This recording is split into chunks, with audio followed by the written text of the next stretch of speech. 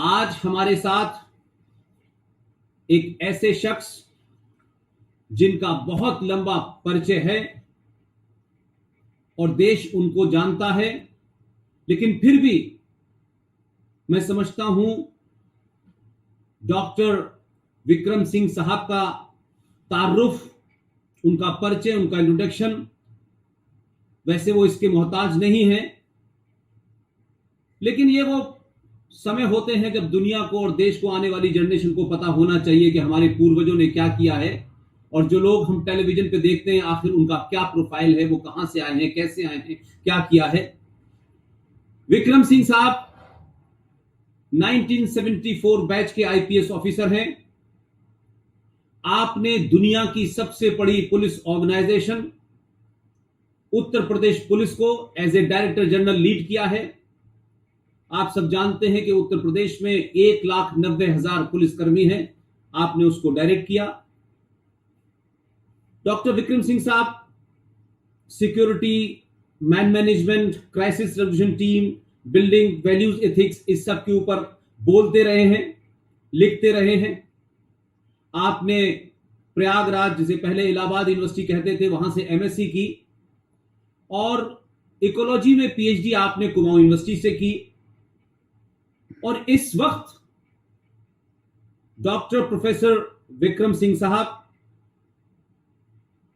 Chancellor हैं Noida international university के, और आपके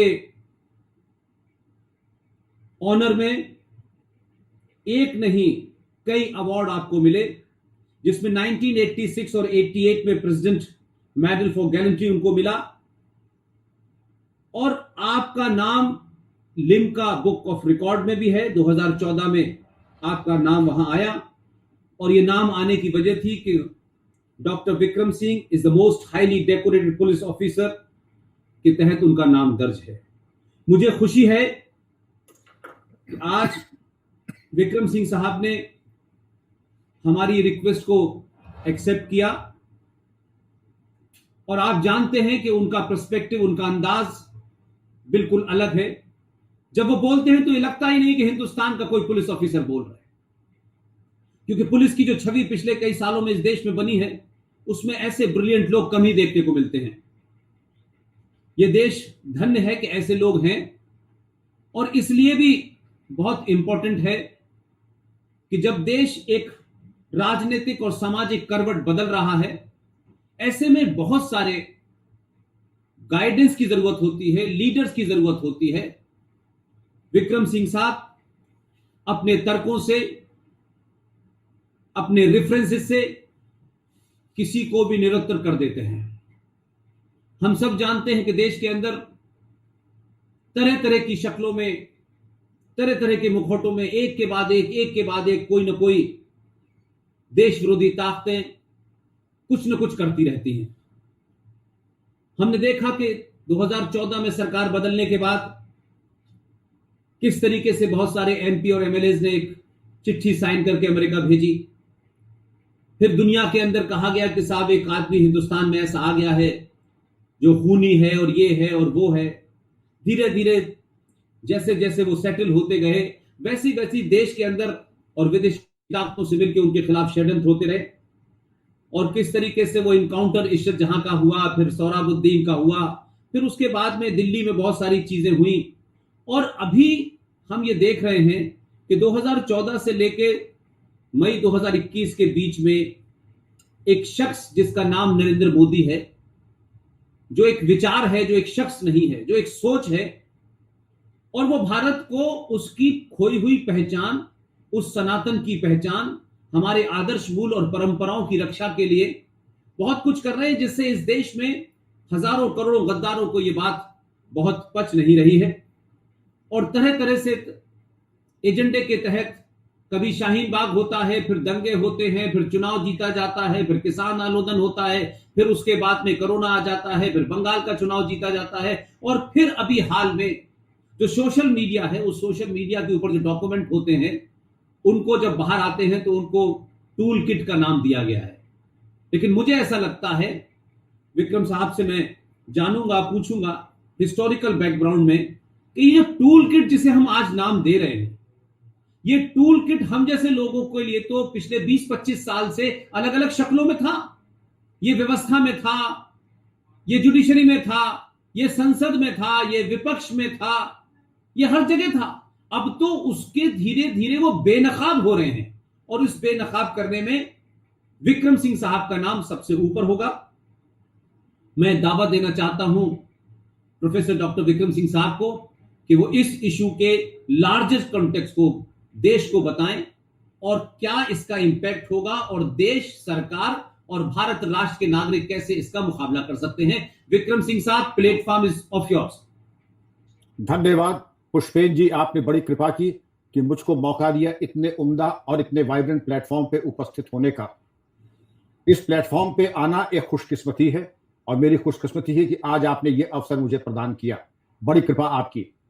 मैं ये चाहूंगा कि अपने 36 साल के पुलिस सेवा के और एक आंतरिक सुरक्षा के विद्यार्थी होने के नाते जो नसीहतें मैंने ली हैं, जो नसीहतें मैंने पुलिस बलों को विभिन्न प्रांतों में और अपने प्रांत में दी है, आंतरिक सुरक्षा को लेकर के टूल किट नाम से जो चीज आज हम जिसकी चर्चा कर रहे हैं, आज उसको हम टूल किट कह दें, जैसे भ्रष्टाचार में हम शिष्टाचार कह दें, रिश्वत कह दें, उत्कोच कह दें और ब्राइब कह दें, लेकिन नाम एक ही है, भ्रष्टाचार।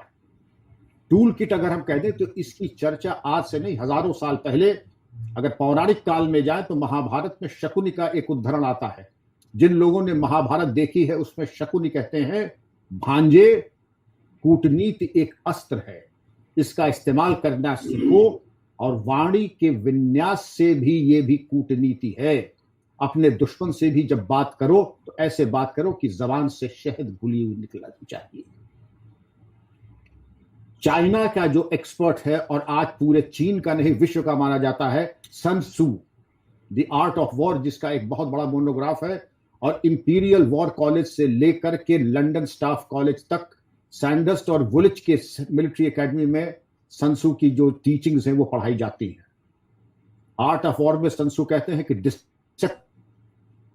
डिसेप्शन एक बहुत बड़ी कला है युद्ध कौशल में और युद्ध में इसका बहुत महत्व है। दुश्मन को जब वो आगे बढ़े आप पीछे हटें, जब दुश्मन पीछे हटे तो आप आगे बढ़ें और बायां हाथ न जाने दाहिना क्या कर रहा है। आज के परिप्रेक्ष्य में जो सबसे कामयाब अगर कोई संगठन माना जाता है तो मोसाद को कहा जाता है। मोसाद की अगर आप किताबें पढ़ें, बाय वे ऑफ डिसेप्शन एक पुस्तक है, एक मोसाद एजेंट ने लिखी है। मैं चाहूंगा कि प्रत्येक विद्यार्थी जो कि गंभीर हो इस प्रकरण में बाय वे ऑफ डिसेप्शन जरूर पढ़े। आईएसआई के ऊपर भी जो किताबें हैं तो आप ये देखेंगे कि आईएसआई ने मोसाद से, वैसे तो जानी दुश्मन है, एक दूसरे के खून के प्यासे हैं, लेकिन सीखने में आईएसआई ने मोसाद के सारी अच्छाइयां ग्रहण की हैं और तौर तरीके बहुत अच्छी तरह से ग्रहण किए हैं आईएसआई ने मोसाद से।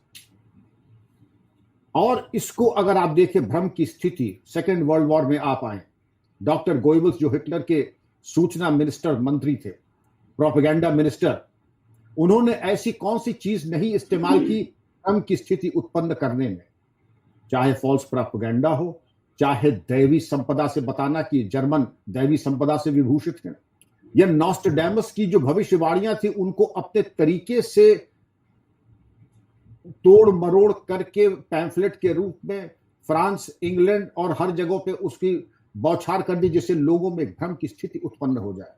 और भ्रम की स्थिति उत्पन्न करके जब आदमी का जहन कमजोर पड़ जाता है, आदमी पथभ्रष्ट हो जाता है, मतभ्रम हो जाता है, तो यह मालूम पड़ जाता है कि एक कमजोर दिमाग के आदमी पे आक्रमण करके उसके ऊपर शरीर और मन मस्तिष्क पे संक्रमण जब फैलता है दुष्प्रचार का, तो उसको कब्जे में करना बहुत आसान हो जाता है। लेकिन जिसका दिलो दिमाग दुरुस्त होता है उसके ऊपर कब्जा करना पुष्पेन जी आसान नहीं होता है।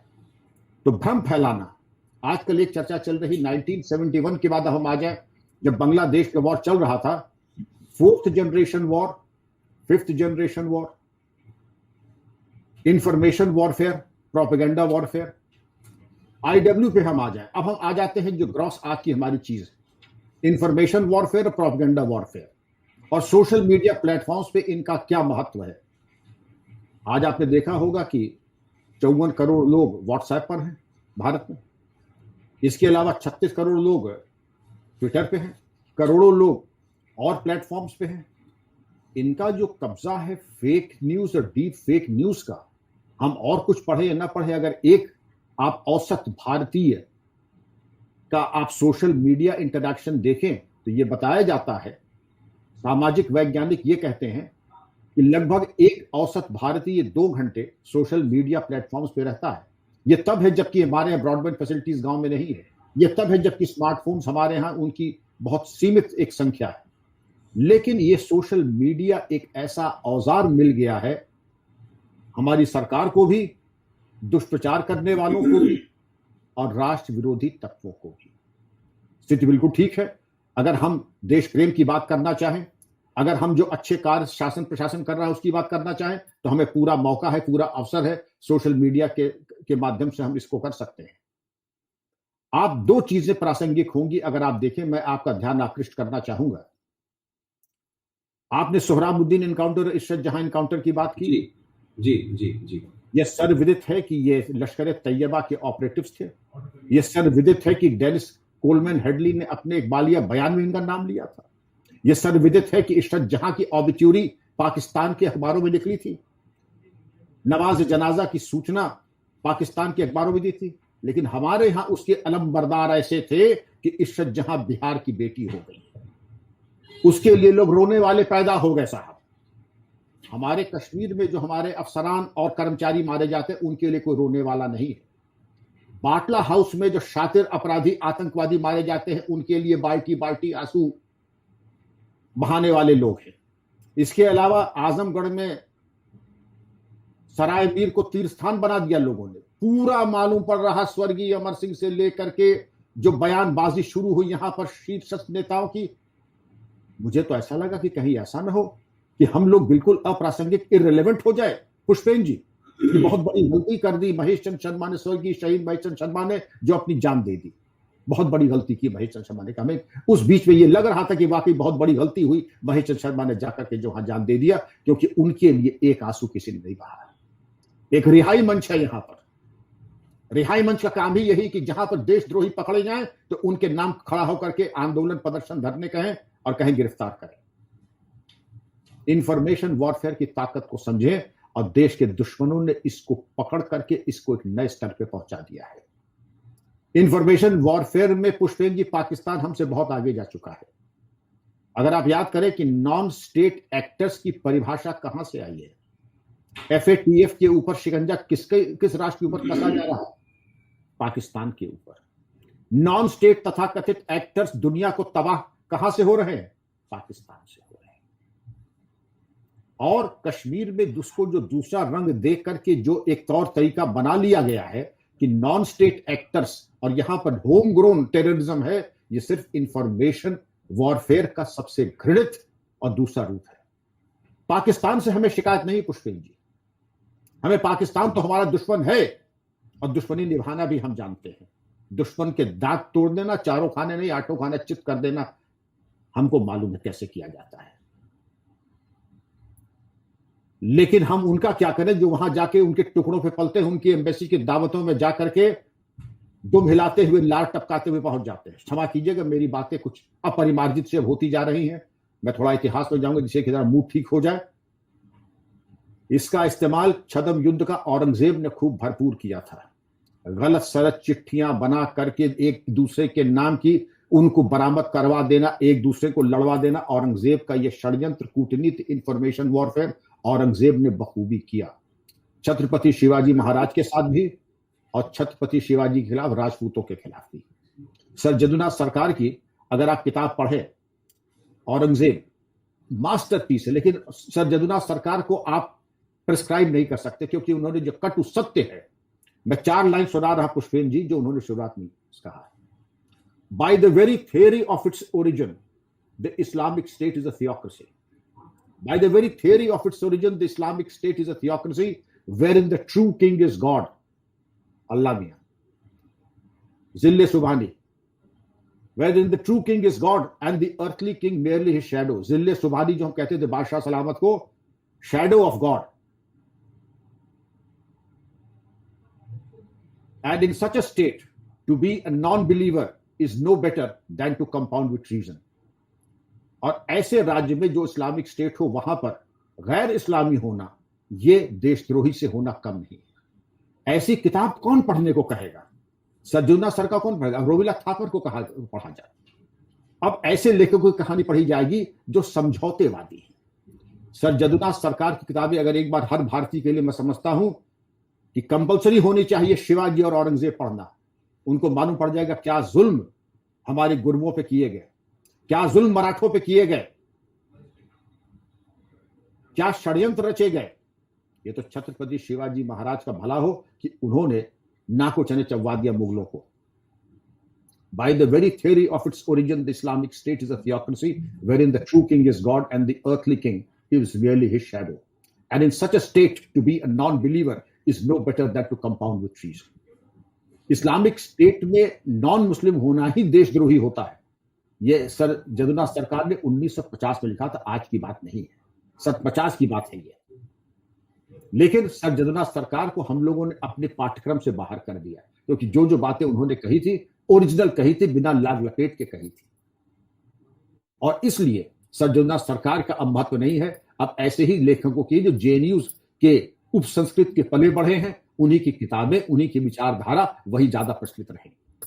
बहरहाल हम आगे बढ़ते हैं कि कूटनीति षड्यंत्र में मैं नहीं समझता हूं कि ऐसी क्या मजबूरी है कि हमारे खाए पिए नेता पाकिस्तान जाकर के पाकिस्तानियों से भी ज्यादा पाकिस्तान की बातें करते हैं, वहां के मंचों पे जाकर के अलंकार स्वीकार करते हैं, आतिथ्य स्वीकार करते हैं। चलिए आतिथ्य स्वीकार कर लीजिए, उसमें तो खैर दुश्मन का आतिथ्य स्वीकार करना उसका कोई औचित्य पे हम लोग बात करेंगे, उनकी एम्बेसी में जाकर के। लेकिन वहां जाकर के हमारे देश के विरोध में बात करना, वहां जाकर के हमारे नेताओं की बुराई करना, वहां जाके अपने ही मातृभूमि की आलोचना करना, इससे मैं सहमत नहीं हूं।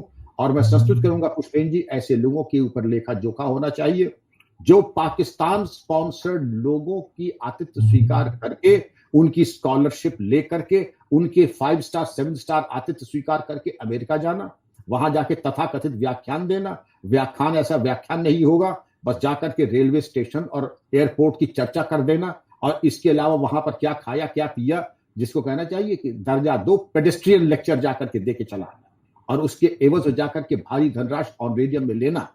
मैं जानना चाहूंगा कि ऐसे लोगों की जो संख्या है उनके ऊपर ऑडिट, उनकी जानकारी होनी चाहिए। आखिर ये अकस्मात इतने धनाढ्य कैसे हो गया? और अगर कहीं बांग्लादेश में ये सीमा के ऊपर अभी बंगाल में जो अत्याचार हुआ है उसके ऊपर तो किसी ने कोई बोली निकली नहीं, लेकिन इसके पहले अगर कहीं एक भी कत्ल हो जाता है, कहीं एक तरफा कत्ल हो जाता है, उसके ऊपर देखिए। अब हम आते हैं टूल किट के ऊपर। प्लॉट वही रहता है, फिल इन द ब्लैंक्स अलग अलग होता है, तारीखें बदल जाती हैं, स्थितियां बदल जाती हैं, लेकिन मोडस ऑपरेंडाई, जिसको मैं कहता हूं क्रिमिनल ट्राइब का एक मोडस ऑपरेंडाई होता है। वो अगर डकैती मुंबई में डालेगा तो मोडस ऑपरेंडाई वही रहेगा, दिल्ली में डकैती डालेगा तो मोडस ऑपरेंडाई वही रहेगा, चेन्नई में डालेगा तो भी मोडस ऑपरेंडाई वही रहेगा, कोलकाता में डालेगा तो भी वही रहेगा। अब अगर आपको भारत की बुराई करनी ही करनी है, हमारे प्रधानमंत्री मोदी जी की बुराई करनी ही करनी है, हमारे राष्ट्र की बुराई करनी है, हमारे आपके 10 मतभेद हो सकते हैं, हकीकत यह है कि मोदी जी हमारे निर्वाचित सम्मानित प्रधानमंत्री हैं, जनादेश मिला है उनको। और किसी भी देश के सत्तारूढ़ प्रधानमंत्री से मतभेद अगर हो तो अपनी जगह है, लेकिन उनका सम्मान करना यह हमारा धर्म है। और पीठ के पीछे अवांछित, अनावश्यक, अवांछित चर्चा करना, अनर्गल प्रलाप करना, यह किसी को शोभा नहीं देता है, विशेषकर भारतीयों को तो बिल्कुल ही नहीं देता है। अब हम आ जाते हैं टूल किट के ऊपर। टूल किट की मोडस ऑपरेंडाई बड़ी सीधी है। पहले तो क्राउड फंडिंग से चंदा उगाए, क्योंकि सबसे पहले जो है ये अर्थ जो है ये बड़ी जल्दी पुष्पेन जी अनर्थ होने वाला है। इनकी काली करतूतें ये ज्यादा दिन चलने वाली नहीं है। क्राउड फंडिंग के माध्यम से आपने ये देखे, किसान आंदोलन ले लें, आप सीएए एजिटेशन देख लें, ऐसा एजिटेशन आपने नहीं देखा होगा कि अकस्मात, जिसको कहना चाहिए एजिटेशन, सारी जिंदगी मेरी बीत गई एजिटेशन हैंडल करते हुए, लेकिन बाहर एजिटेशन, शाम को सांस्कृतिक संध्याएं हो रही, बिरयानियां बट रही हैं, किसान के आंदोलन में साहब मालूम पड़े शराब बट रही है, और मेवा और दूध और दुनिया भर के व्यंजन जो कि मैं समझता हूं कि आप और हम भी शायद दस्तयाब हमें आपको ना होगा, वो हजारों लोगों को प्रोसेस, आखिर ये पैसा कहां से आया? क्राउड फंडिंग के माध्यम से, चंदा उगाही से। दूसरी पॉइंट ये है कि लोग कहते हैं यहां बड़ा जुल्म और ज्यादती हो रही है, अकलियतों पे, माइनॉरिटीज के ऊपर बड़ा जुल्म हो रहा है। हकीकत यह है कि जितनी सुखी माइनॉरिटीज, मेरे मुसलमानों में बहुत अच्छे मित्र हैं, मेरे पारिवारिक संबंध हैं, और वो कहते हैं जितना आराम से, जितना पुरसुकून तरीके से हम हिंदुस्तान में हैं, उतना हम सऊदीया में नहीं रह सकते हैं, पाकिस्तान में नहीं रह सकते, दुनिया में कहने जितना कि हम हिंदुस्तान में रह सकते हैं। लेकिन ऐसे हमारे जो उदार दृष्टिकोण के, जो साफ दिल के मुसलमान हैं, उनको बोलने का मौका, उनको मंच नहीं दिया जाएगा। मंच दिया जाएगा उनको शर्जिल इमाम जैसे लोगों को, मंच दिया जाएगा ऐसे लोगों को जो अलगाव वाली बातें करते हैं। लेकिन ऐसे मुसलमानों की संख्या कम नहीं इस देश में जो असली भारतीय हैं, जो राष्ट्रवादी हैं, जिनका पूरा समर्पण तन मन धन से राष्ट्र के प्रति, मैं एक नहीं हजारों मिसालें दे सकता हूं, लेकिन उनकी चर्चा हम नहीं करते हैं। और शर्जिल इमाम और इस तरीके के लोग जो जेएनयू काडर है, जो टुकड़े टुकड़े गैंग, हम इनको अब कह लेते टुकड़े टुकड़े गैंग पे हम आ जाते हैं। टुकड़े टुकड़े गैंग को आप ऑक्सीजन दे दीजिए, इनको पुष्पित और पल्लवित करा दीजिए, और पुष्पित और पल्लवित कराने के बाद इनको एक मंच दे दीजिए। किसान आंदोलन हो रहा है और वहां पे शर्जिल इस्लाम पहुंच गए। वो कब से किसान हो गए? उनको क्या मालूम कि चने की खेती में और गेहूं की खेती में क्या अंतर होता है, किसमें खाद यूरिया पड़ती है, किसमें नहीं पड़ती है, कब पानी दिया जाता है, कब हार्वेस्टिंग होती कैसे, कंबाइन हार्वेस्टर में और हल में क्या अंतर होता है। लेकिन एक प्लेटफॉर्म मिल जाता है, सीए एजिटेशन हो, किसान आंदोलन हो, ये वो कुकुरमुत्ते हैं, ये हर जगह प्रकट हो जाते हैं। इनका प्रागट्य ऐसी ही सड़ी गली जगहों पर हो जाता है जहां पर आप देखेंगे कि इनको मौका मिल जाता है, इनको एक वातावरण मिल जाता है कि जहां पर ये अपनी अनर्गल बातें, राष्ट्र विरोधी बातें कहने के लिए इनको एक मौका मिल जाता है। तो एक वातावरण को दूषित करना, वातावरण को प्रदूषित करना, ये इनके एक मिजाज और तबियत में एक मोडस ऑपरेंडी का पॉइंट नंबर 2। पहला हुआ क्राउड फंडिंग। क्राउड फंडिंग के बाद डिसइंफॉर्मेशन, मिस इंफॉर्मेशन। दूसरा एक प्लेटफॉर्म तैयार कर देना। और हमारे यहां करीब 100 एक रिटायर्ड ब्यूरोक्रेट्स का एक, मैं कहूंगा, समूह है। अब भगवान जाने उनकी क्या मजबूरी होती है। एक तरफा उनकी सिंपैथीज, उनकी सहानुभूति, उनकी संवेदनाएं एक तरफा रहती है, एक ही वर्ग विशेष, एक ही पक्ष और एक ही प्रकरण में। कश्मीर में हमारा नरसंहार हो जाए, कोई प्रतिक्रिया नहीं। हमारे सैनिक मार दिए जाए, आंख निकाल ली जाए, आंख निकाल ली जाए, कोई प्रतिक्रिया नहीं। आतंकवादी हमला हो जाए, कोई प्रतिक्रिया नहीं। मॉब लिंचिंग गलत है, बिल्कुल गलत है, नहीं होनी चाहिए, लेकिन सहानुभूति दोनों तरफ होनी चाहिए, सहानुभूति एक तरफा नहीं होनी चाहिए। वरना इसको हम कहते हैं इंटेलेक्चुअल डिसऑनेस्टी, दिमागी बेईमानी। एक होती है फाइनेंशियल डिसऑनेस्टी, ये होती है इंटेलेक्चुअल डिसऑनेस्टी।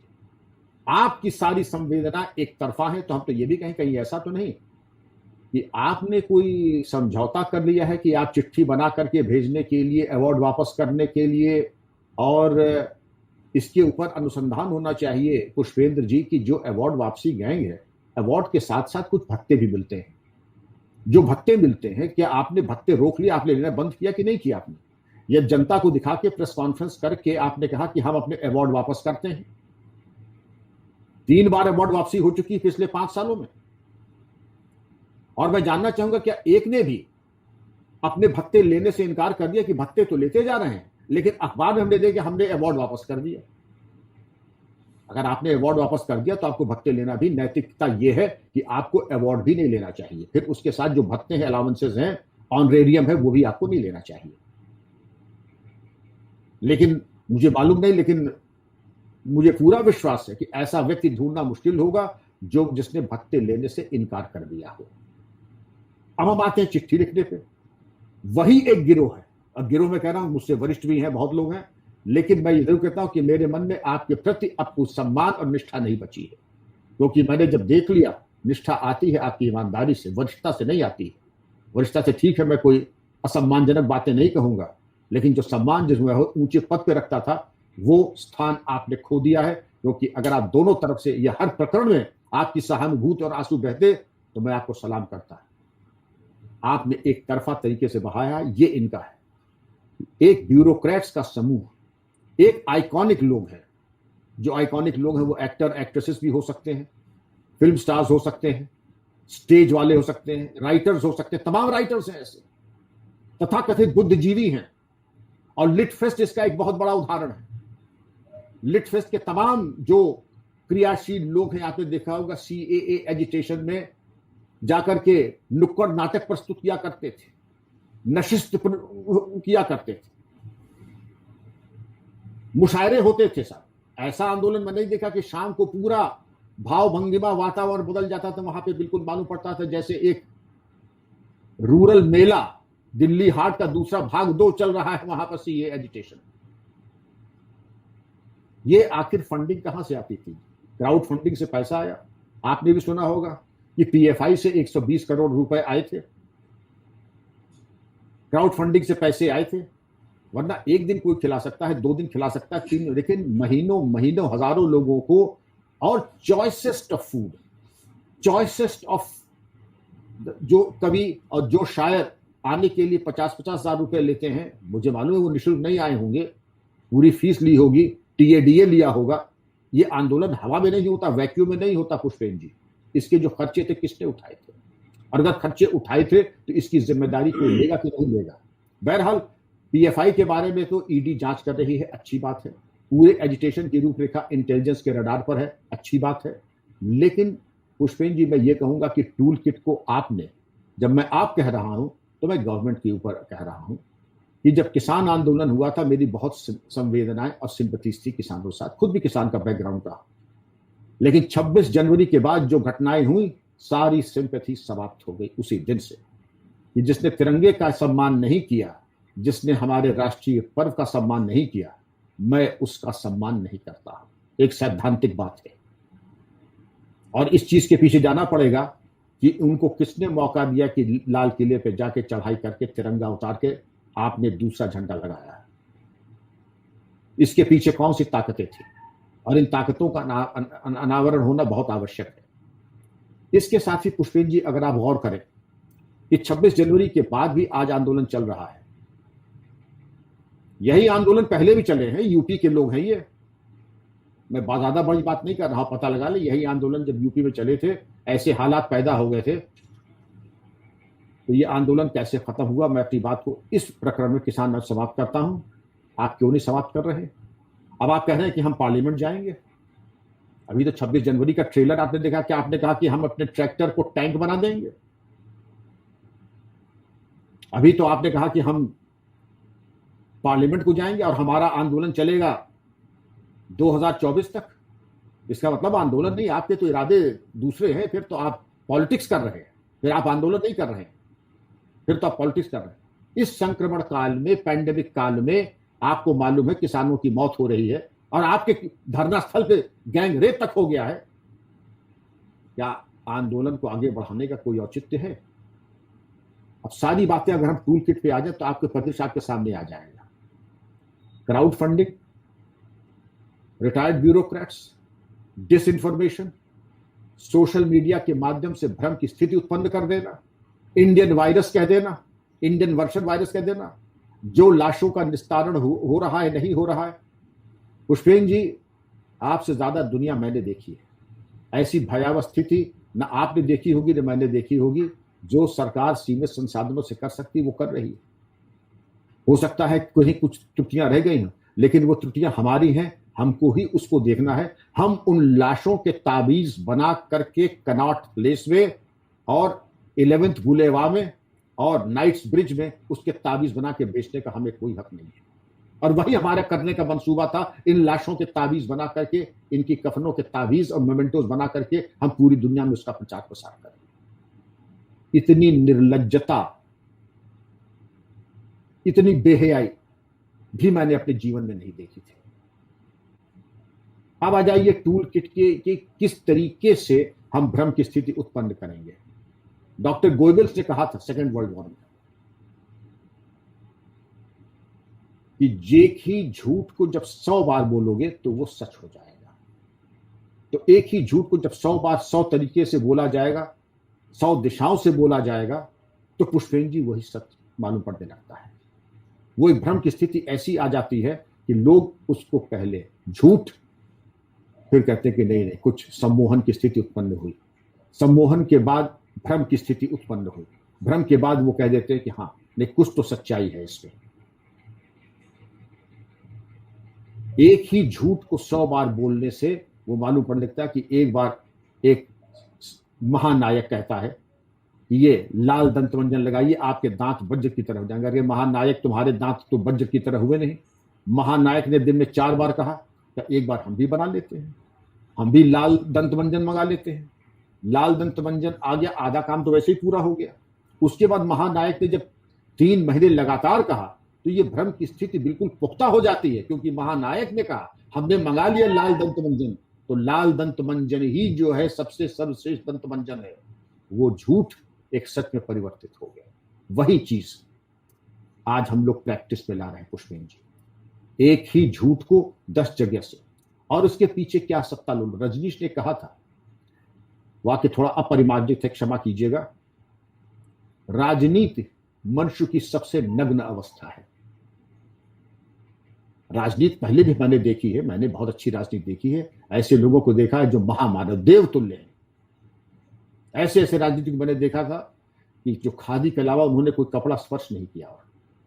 मैंने उनको भी देखा था कि चीफ मिनिस्टर होने के बावजूद सेकंड हैंड फिएट पे चलते थे। मैंने उनको भी देखा था, और आपके सामने मिसाल है लाल बहादुर शास्त्री की, एक ट्रेन एक्सीडेंट पे इस्तीफा दे दिया। और ललिता जी को कहा था कि अब देखो मैंने इस्तीफा दे दिया है, अगर दाल बने तो सब्जी न बने, सब्जी बने तो दाल न बने, क्योंकि मैं खर्च हम लोग अब उठा नहीं पाएंगे। आज तो ग्राम प्रधान के लिए 7 पुष्प का इंतजाम हो गया है। तो पुष्पेन की इस तरीके की अगर कटु राजनीति हमें करनी है कि हमको चाहे हमें सत्ता प्राप्त करनी है, उसके लिए चाहे कितने भी भ्रम, कितना भी झूठ, कितना भी फ्रेम, देश के दुश्मनों, राष्ट्र विरोधी तत्वों को भी अगर हमें आगे करना पड़े, जातीयता को आगे बढ़ाना हो, भले ही अगर कोई सरकार अपने स्वाभिमान के लिए लोगों को आत्मविश्वास जागृत करा रही है, उनमें स्वाभिमान जागृत कर रही है, उनको हमें डिमोरलाइज करना है, उनको हमें किसी भी तरीके से एक भ्रम की स्थिति उत्पन्न करके उनके बारे में एक भ्रम पैदा कर देना है। अमेरिका और विदेशों में जाकर के हम उनके बारे में भ्रामक प्रचार करने लगे। ये सोचना पड़ेगा कि आप किसकी तरफ खड़े हैं, देशद्रोहियों की तरफ खड़े हैं या देश प्रेमियों की तरफ खड़े हैं। ये तमाम ऐसे यक्ष प्रश्न है, यक्ष प्रश्न तो मैं नहीं कहूंगा, ये ऐसे महत्वपूर्ण प्रश्न है जिसका जवाब प्रत्येक भारतवासी को देना होगा। टूल किट की बात मैंने कही, टूल किट एक माध्यम है, एक ऐसी चाबी है। टूल किट इज अ की through which politicians, a devious mind, or any person would like to have a roadmap to get success through information warfare. Information warfare की वो कुंजी है जिसके माध्यम से वो अपने दूरगामी उद्देश्यों की प्राप्ति कर सकती है। और उन उद्देश्यों की प्राप्ति के लिए social media, information, disinformation, VIPs का इस्तेमाल, सिने तारिकाओं का, सिने जगत के जो महत्वपूर्ण व्यक्ति हैं, स्टार्स का उनका इस्तेमाल, वीआईपीज, आइकॉन्स, राइटर्स, इसके अलावा सोशल मीडिया प्लेटफॉर्म्स का इस्तेमाल, क्राउड फंडिंग का इस्तेमाल, और कोई न कोई बहाना ढूंढ के एजिटेशन। आपने भी पुष्पेन जी दुनिया देखी है, लेकिन 2 एजिटेशन ऐसे आपने नहीं देखे होंगे, एक सीएए और एक किसान आंदोलन। ये 2 बड़े विचित्र एजिटेशन है। ये अपने आप प्रकट हुए। सीएए तो कोरोना की वजह से समाप्त हो गया, वरना वो भी चलता अनिश्चितकालीन, वो भी कह रहे थे जब तक कानून वापस नहीं लिया जाएगा हम करते रहेंगे। दूसरा है किसान आंदोलन। ये स्वयंभू आंदोलन नहीं है, इनके पीछे बहुत बड़ी शक्तियां हैं। और वो शक्तियां क्या है? पहले किसान आंदोलन में भी यही भूमिका, यही ताना बाना, यही टूल किट निकला था। किसान आंदोलन के प्रकरण में याद करें, 26 जनवरी के पहले टूल किट की बात उठी थी, लेकिन हम तब चुप गए थे पुष्पेन जी। हमने इसको आखिरी पर्ण तक इसकी इन्वेस्टिगेशन नहीं की, जो कि हमें करनी चाहिए थी। दिशा वाले प्रकरण में हमको आखिर तक जाना चाहिए। दिशा के एक सहयोगी को महाराष्ट्र हाईकोर्ट ने एंटिसिपेटरी बेल देती थी 10 दिन की, हमें उसके बाद उसकी पूछताछ करनी चाहिए थी। हम इस दोनों प्रकरण में चूक गए।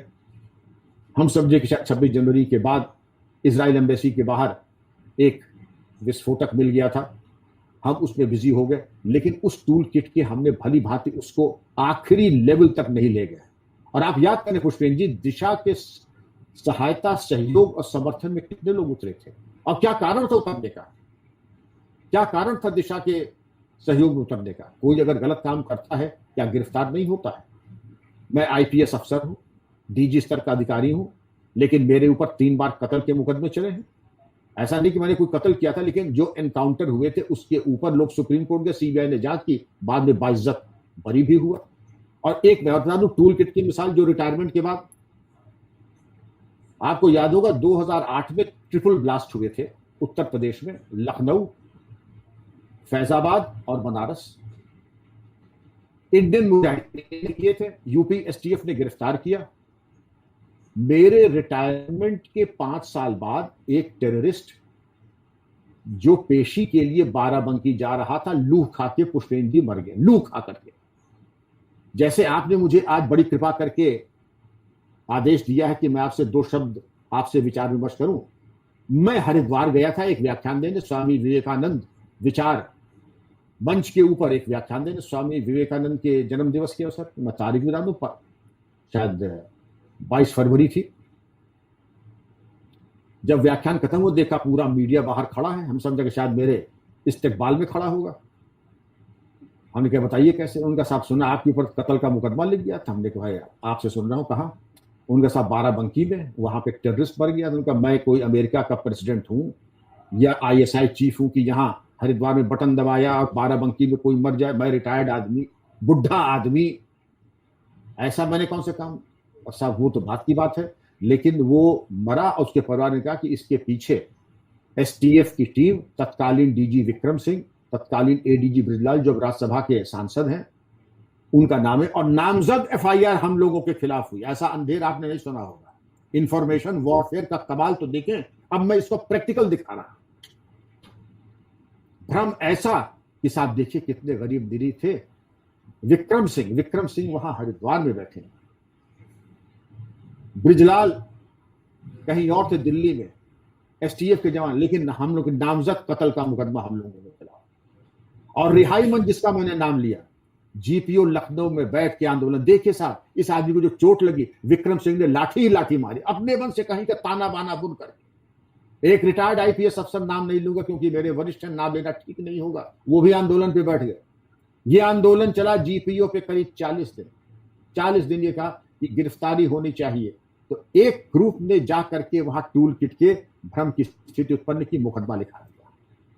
टूल किट भाग 2 ने वहां जाकर के आंदोलन शुरू कर दिया। 40 आदमी अगर जीपीओ में बैठे हैं पुष्पेंद्र जी, उनको भोजन पानी, और भोजन वो नहीं लाई चना और सत्तू और फुल्का और बैगन का भरता, ये सब कुछ नहीं। अरे जो उम्दा से उम्दा ताज लखनऊ का खाना हो सकता है, वो खाना रहा है। आप इनकी वेबसाइट भी जाके देखिए। रिहाई मंच, रिहाई, चाहे वो बाटला हाउस एनकाउंटर तो रिहाई मंच उग जाएगा। और इस मैटर में अगर होगा तो टूल किट का ये जो भाग है, एक टूल किट के भाग ने जाके एफआईआर करा दी। आप पुष्पेंद्र जी इतने पत्रकार है, सारा देश आपको जानता है, बड़े सम्मान करता है। एफआईआर करा के दिखा दीजिए एक जरा कि घर में एक साइकिल चोरी हो गई। नहीं करा पाएंगे आसानी से जब तक किसी से फोन न करा, लेकिन हमारे ही खिलाफ, अपने पूर्व डीजीपी के खिलाफ हमारी पुलिस ने, मेरे खिलाफ, अपने एक्स डीजीपी बृजलाल के खिलाफ, इसके खिलाफ इस टूल किट ने मर्डर का मुकदमा लिखाया। हम लोगों के खिलाफ 50-60 दिन एजिटेशन किया जीपीओ पे, धरना प्रदर्शन उग्र, और पूरी फोटो लगा के पीपीटी बना करके, ये देखो सर में चोट, यहां विक्रम सिंह ने जब मारा था डंडा तो इसका सर फूट गया, देखो ये चोट। वो सब जो थे, जितने थे, वो फॉरेंसिक और मेडिकल लीगल एक्सपर्ट हो गए, ये देखो दांत टूट गया था। मनमाने तरीके से सब अपनी विद्वतापूर्ण व्याख्यान दे रहे थे, ये देखो कैसे हुआ, क्या हुआ। ये टूल किट का ही प्रताप था कि उन्होंने पहले एफआईआर कराई, बाद में धरना प्रदर्शन कराया, तीसरे एक भ्रम की स्थिति उत्पन्न करा दी। ये बात दूसरी थी कि जब हाईकोर्ट में मामला गया, सच्चाई सामने आ गई, तो न्यायपालिका के हस्तक्षेप से इन टूल किट वालों के मंसूबे समाप्त हुए। वरना आप समझ सकते हैं कि कितनी भयावह स्थिति हो सकती थी और इसके कितने भयावह परिणाम हो सकते थे। पुष्पेंद्र जी, इसको हल्के से नहीं लेना है, अब इसका निराकरण होना चाहिए। देश अब कुर्बानी मांग रहा है। हम लोग तो चूंकि आदमी है, बृजलाल माननीय सांसद हो गए हैं, वो उस पर किताब लिख रहे हैं टूल किट के ऊपर, और मैं चाहूंगा एक बार उनको अवसर दें, बृजलाल जी से पूछिएगा, वो बताएंगे कितना उत्पीड़न उनका हुआ था। और बृजलाल जो कि शौर्य पदक से अलंकृत हैं, बहुत बहादुर अफसरों में से हैं, आज सांसद हैं, लेकिन वाह रे इनका टूल किट कि उन्होंने उनको एसटीएफ के 40 जवान अधिकारी, मैं और बृजलाल के खिलाफ मुकदमा लिखा है। अब हम आते हैं इसके ऊपर कि टूल किट का निराकरण क्या है। वर्तमान टूल किट में 3 बड़ी महत्वपूर्ण बातें हैं। 18 तारीख को संबित पात्रा जी कहते हैं अपने स्क्रीनशॉट में ये चीजें प्रकाश में आई हैं। 20 तारीख को ट्विटर कहता है कि ये ट्वीट जो है मैनिपुलेटेड मीडिया है, ये मैनिपुलेटेड है। 21 को ट्विटर फिर कहता है कि विनय, सर्वबुद्धे और चारु प्रज्ञा और 2 लोगों के और ट्वीट्स मैनिपुलेटेड मीडिया है। 24 को दिल्ली की स्पेशल ब्रांच इन्वेस्टिगेशन करने ने नोटिस देने कि हमारे पास तो जानकारी नहीं है ऐसी कि ये मैनिपुलेटेड है, आपके पास ऐसी अतिरिक्त जानकारी क्या है, ऐसी अतिरिक्त जानकारी क्या है, ये जरा हमें बता दीजिए। उस पर आपने देखा पुष्पेंद्र जी कितना हो हल्ला हो रहा है। किस अधिकार के साथ दिल्ली पुलिस गई? दिल्ली पुलिस अगर दिल्ली में कोई आरोप है तो उसकी जांच करने नहीं जा सकती है। उनका ऐसे नए कपड़े पहन के क्यों गए? जब कपड़े ना पहन के जाए तो आप कहेंगे कि साहब बिल्कुल डकैतों की तरह चले गए। अगर जैकेट पहन के जिसपे SB लिखा है तो कौन सा अपराध कर दिया? क्या उन्होंने गाली गलौज की? नहीं। क्या उन्होंने कोई उद्दंडता की? नहीं। क्या उन्होंने कोई ऐसा अभद्र व्यवहार किया? नहीं। तो आपत्ति किस बात की? आपत्ति इसी बात की आप ट्विटर के दफ्तर कैसे चले गए? तो ऐसा कोई अगर आला हो पुष्पेंद्र जी जिसके माध्यम से हम पता लगा सके अपने दफ्तर में बैठे हुए कि उनके मन में क्या पक रहा है, तो आप ही में बता दीजिए। हमारे पास तो कोई ऐसा आला हमें नहीं है, ना IB के पास, ना रॉ के पास, ना दिल्ली पुलिस के पास। तो जाना तो पड़ेगा ही, और वहां जाकर के अगर हम पूछ रहे हैं तो उसमें भी लोगों को आपत्ति है। नए जैकेट पहन के जा रहे हैं उसमें भी आपत्ति है, न जाए तो आपत्ति है। तो पुष्पेंद्र जी ये तो वही कहावत हो गई बाप बेटे और गधे वाला। ये गधा है, बाप और बेटे हैं। अगर बाप बैठा तो देखो कितना नालायक बाप है, बेटा पैदल चल रहा है, बाप गधे पे बैठा है। तो भाई बेटा बैठ जाए तो देखो कितना नालायक बेटा है कि बाप पैदल चल रहा है। कि चलो दोनों बैठ जाए, देखो दोनों कितने नालायक हैं, गधे के ऊपर कोई दया नहीं, दोनों बाप बेटे गधे पे जुल्म कर रहे हैं। दोनों उतर जाएं, कितने मूर्ख हैं, गधा मौजूद है, बाप बेटे पैदल चल रहे हैं। ये लोग वो अतृप्त आत्माएं हैं, ये कभी तृप्त नहीं होंगे। मेरा परामर्श होगा कि आपने 26 जनवरी के पहले के टूल किट में बहुत उदार दृष्टिकोण अपनाया। आलोचना तो होगी ही, आलोचना तो आपकी ऐसी होगी, और अब तो मैं समझ रहा हूं कि हतोत्साहित भी हो गए हैं, काफी मनोबल नीचा भी हो गया है। एक बार गंतव्य तक, आखिरी तह तक पहुंच करके इनकी फंडिंग तक पहुंच जाए, और फंडिंग के बाद इनके जो चोटी के 5-15 नेता हैं उनकी narco analysis, lie detector test जरूर करा लें। इनके पीछे जो षड्यंत्र फॉरेन फंडिंग है इसको जरा पता लगा लें। PFI हो, विदेशी ताकतें जो कि हैं, फॉरेन फंडिंग है, ये सर्वविदित है। एक दफा जब आप पता लगा लेंगे फॉरेन फंडिंग, इनके मददगार, इनके कौन, जो इनका थिंक टैंक है, थिंक टैंक में पुष्पेंद्र जी आपसे बेहतर कोई नहीं जानता, कभी मैं समझता हूं। इतनी कृपा कर दीजिए जरा IB वालों के जाकर के जरा उनको आप बता दें थिंक टैंक कौन है, क्योंकि सार्वजनिक करने से कोई लाभ नहीं। मैं तो कभी गुरेज करता नहीं, जो भी जानकारी आती है। मेरे तमाम मुस्लिम दोस्त ऐसे हैं जो मुझे बताते रहते हैं कि कहाँ क्या हो रहा है। मैं ये भी बताना चाहूंगा, तमाम मुस्लिम दोस्त मुझे आके बताते हैं सर जरा इस तरफ जरा देख लीजिए, यहाँ देख लीजिए, वहां देख लीजिए। आपके पास भी ऐसे सैकड़ों लोग हैं जो आकर के आपको बहुत सारी बातें, और हमें तमाम दोस्त हमारे हर समुदाय के, हर जात के, हर बिरादरी के, हिंदू, मुस्लिम, कश्मीरी, सिख, ईसाई, NRI सब आके बताते हैं। मैं इतना करता हूं कि 2-3 महीने में जाकर के जो संबंधित अधिकारी होते हैं एक बार जाके उनको ब्रीफ जरूर कर देता हूं। उसके ऊपर यह होता है कि उनकी कार्रवाई शुरू हो जाती है। तो देश में जो इनका थिंक टैंक है, फंडिंग कौन है? हम आप जो जिनको देख रहे हैं पुष्पेंद्र जी, ये केवल फुट सोल्जर्स हैं। जो फुट सोल्जर से, इनका कैडर वही है कि अभी हम आप बात कर रहे हैं जेसीओ से, हमको जाना है इनके जो जनरल और ब्रिगेडियर्स कौन है उन तक जाना है। उसके लिए जरूरी है कि थिंक टैंक और फंडिंग, इनको अगर आपने चोक कर दिया तो वो तोता, राजा की जान जिस तोते में रहती तो आप उस तोते तक पहुंच जाएंगे। तो जिस दिन आप तोते को कंट्रोल कर लेंगे, राजा अपने आप कंट्रोल में आ जाएगा। तो पुष्पेन जी, ये मेरा छोटा सा अनुभव था, मैंने कहा कि आपको मैं करूं, और फिर मैं आपसे सीखना चाहूंगा और आपका मार्गदर्शन चाहूंगा कि और हम लोग क्या कर सकते हैं। इसमें जो आपने अभी कहा कि वो जो तोता था, तो उस तोते का एक हिस्सा एफसीआरए भी था, और उस एफसीआरए पे बहुत बड़े लेवल पे कुछ हुआ है, तो ये उसकी वजह उसकी भी तकलीफ है। तो तोते से पहले तोते की एक टांग पकड़ी हुई है, तो फिर तोते की टांग पकड़ने के बाद फिर दूसरे लोग एक्टिव हुए हैं। तो ये तरह तरह के जो है अलग अलग मुखौटों में आएंगे। लेकिन आपने बहुत एकदम जैसे कह सकते हैं कि बिना लाग लपेट के बात कही आपने। मैं हमेशा विक्रम सिंह साहब एक चीज मानता हूं कि हम एक आम नागरिक की हैसियत में जब बात करते हैं तो ज्यादातर लोग कहते हैं कि सब सरकार ने ये नहीं किया, सरकार ने वो नहीं किया, सरकार को ये करना चाहिए। मैं बार बार ये कहता रहा हूं अपने लेक्चर में कि देखिए, सरकार जो है वो कोई छोटी मोटी चीज नहीं होती है कि सरकारों को ये तय करना है कि शाम को सब्जी क्या बनेगी और ये वाली नहीं तो ये वाली बना लो। सरकारों को कई सारे चीजें होती है जो शायद हमें दिखती नहीं है, हमारी समझ में भी नहीं आती हैं। कि आप अपने घर में भी कोई फैसला लेते हैं, उसके एक्सटर्नल क्या रिपरकशंस होंगे, इंटरनल क्या रिपरकशंस होंगे। लेकिन मैं एक चीज पे ज्यादा अपना एम्फेसिस करता हूं कि जो आम नागरिक है, जो राष्ट्रवादी है, वो क्या कंट्रीब्यूट कर सकता है, वो किस तरीके से अलर्ट हो सकता है। तो मैं उसमें कहता हूं कि देखिए भाई, ये कोई ऐसा तो होगा नहीं कि अगर म्यांमार से यहां आकर के कुछ जो है जिहादी यहां बस गए या बांग्लादेश से आके बस गए, तो सरकार का पुलिस ऑफिसर जाके गली मोहल्ले में नहीं ढूंढेगा क्या कहते कहां बस गए। आपकी भी जिम्मेदारी है कि आप पुलिस को बताएं कि ये कुछ ऐसे अजनबी से लोग यहां आके रह रहे हैं, ये हम नहीं करना चाहते। तो हम ये भी देखते हैं कि एज ए नेशन हम सारा जिम्मेदारी सिस्टम से, पुलिस से, सरकार से, गृह मंत्री से, सब कुछ चाहते हैं वही करें। तो समाज को जो रिस्पॉन्स करनी चाहिए वो नहीं करता है। तो मैं आपने उन पहलुओं को छुआ। मैं तो बल्कि ये कहूंगा कि मुझे तो जिस तरीके से सुभाष बाबू गायब हो गए 1943 में, जब उन्होंने भारत के आजादी की बात की, 45 तक 47 तक आते आते गायब हो गए, और उस जो डॉक्यूमेंट थे वो तो अभी डिक्लासिफाई किए सरकार ने, तब जाके पता चला। तो टूल किट तो उस वक्त भी मौजूद था। तो टूल किट कोई नया नहीं है। ललित नारायण मिश्र का बम धमाके में हत्या हो जाती है, वो टूल किट अभी पता नहीं कर पाया कि कैसे हुई है। लाल बहादुर शास्त्री की जो हत्या हुई वो आज तक नहीं पता चलवाया इस देश को कि कैसे हत्या हो।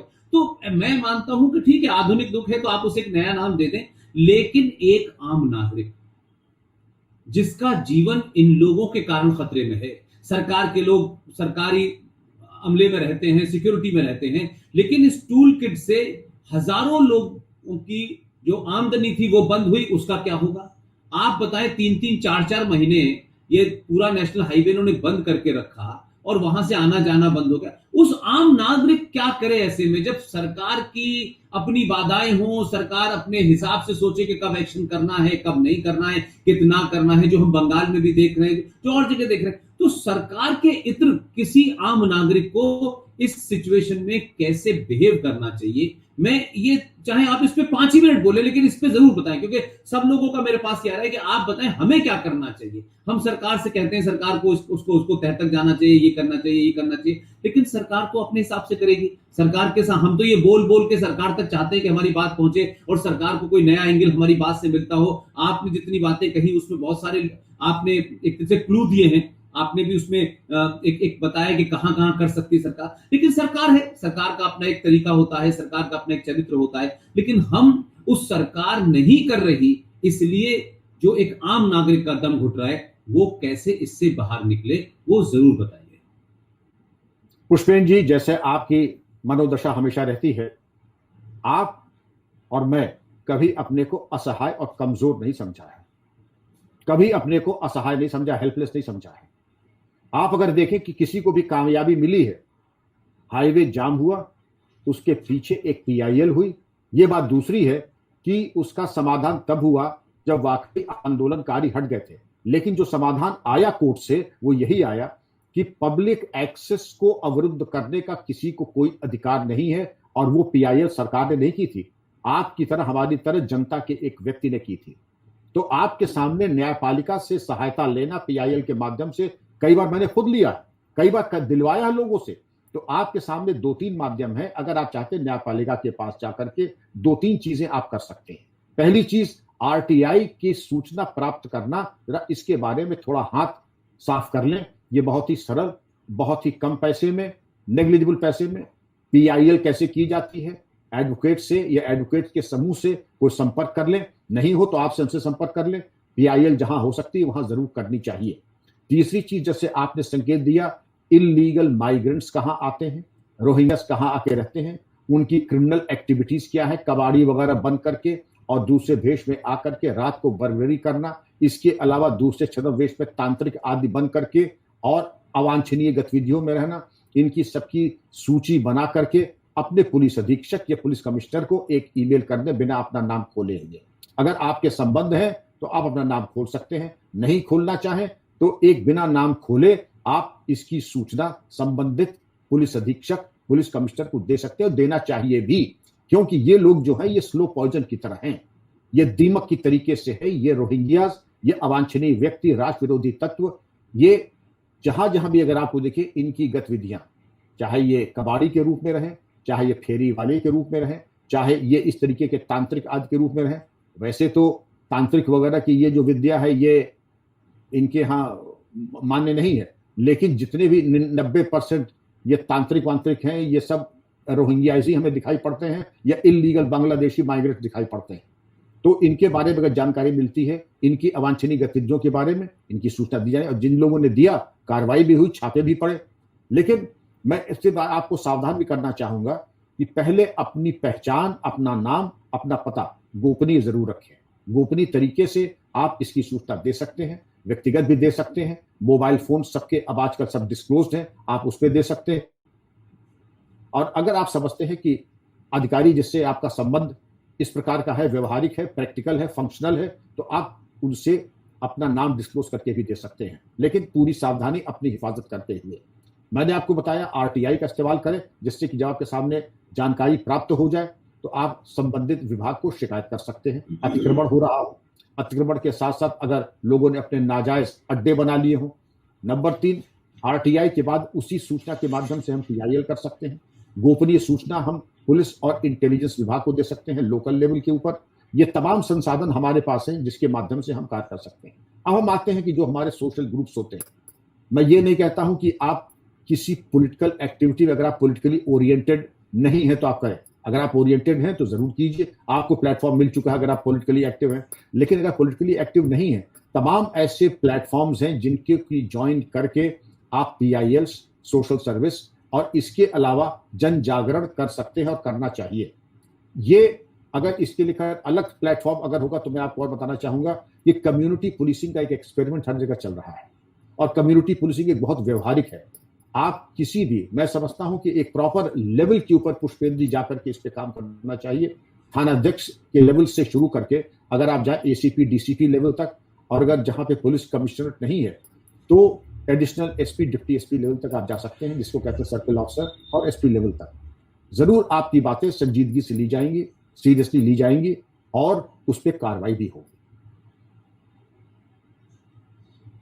मुझे लगता है कि आज आपने बहुत एक ऐसा टॉपिक जिसको राजनीतिक लोग अपने स्वार्थों के हिसाब से टेलीविजन डिबेट में बोलते हैं, लेकिन वो शख्स जो इस पूरे लंबे अपने कैरियर में ऐसे लोगों से दो चार होता रहा हो, उसमें बहुत सारी चीजें देखी हो, आप जब बोलते हैं तो उसमें लगता है कि आपका कोई राजनीतिक भाषा नहीं होती, न राजनीतिक एजेंडा होता, और आपका जो इतने लंबे साल का एक्सपीरियंस है और लगातार आज भी आप जो है बहुत सारी चीजों पे काम कर रहे हैं, उससे लोगों को एक रास्ता मिलता है, आम लोगों को मिलता है, और सरकार को भी एक लाइन मिलती है कि कहीं ऐसा तो नहीं है कि जो सरकार में लोग बैठे हैं, जो व्यवस्था में लोग बैठे हैं, हो सकता है कि सरकार में बहुत सारे काम होते हैं तो बहुत सारी चीजें नहीं भी आती हैं। तो इसे कहते हैं कि ये जो भी कुछ आपने बोला, इसको मैं जानता हूं कि हमारे सारे आपको हुए या आरएसएन सिंह साहब को या जीडी बख्शी को या सुशील पंडित को, ये इन सब के वीडियो जो है मुझे मालूम है कहां कहां से मेरे पास फोन आते हैं कि वहां देखे जाते हैं, सुने जाते हैं। इसीलिए मेरी कोशिश होती है कि चलिए, कोई जरूरी नहीं है कि कोई हम उसको सार्वजनिक करें या वो हमें सार्वजनिक करें, इसका हमको कोई शौक नहीं है। सिर्फ इतना ही मतलब है कि अगर हमारी बात में कोई तर्क है, कोई लॉजिक है, कोई रीजन है और वो राष्ट्र के प्रति कोई उसमें बात आती है तो आप उसका सुने और उसको आगे बढ़ाएं। उसमें कोई केयर ऑफ किसने भेजा, केयर ऑफ किसने कहा, ये महत्वपूर्ण हमारे लिए नहीं है, ना हम इस एजेंडे से इसको चला रहे। तो जब जब आप सब लोग बोलते हैं उसका एक इम्पैक्ट होता है। मुझे बड़ी खुशी है कि इस दौर में हमने सबसे इस सिलसिले में बात की और तमाम लोग भी बोले। और आपका मैंने जानबूझ के आखिर में रखा कि मुझे लगा कि आप क्योंकि उस पुलिस बैकग्राउंड से हैं और आपका अपना जो है क्या कहते हैं लंबा एक्सपीरियंस है, और फिर उत्तर प्रदेश पुलिस जहां ऑलमोस्ट 2 लाख की उसकी कैपेसिटी हो, उसको चलाना, और जिस तरीके की राजनीति उत्तर प्रदेश में लंबे समय तक रही है, जातिगत राजनीतियां रही हैं, उनके अपने बहुत सारे एजेंडे होते हैं, उस बीच में से निष्कलंक निकल आना, विक्रम सिंह साहब, ये बड़े उसकी बात है। We proud of you as a officer, we proud of you as a human being, we salute you. Thank you very much sir, thank you very much, God bless you sir. Thank you Pushpendra ji, आपकी बड़ी कृपा, आपने मौका दिया, आपने programme में बुलाया, बहुत बहुत धन्यवाद, बहुत बहुत नमस्कार आपको, धन्यवाद।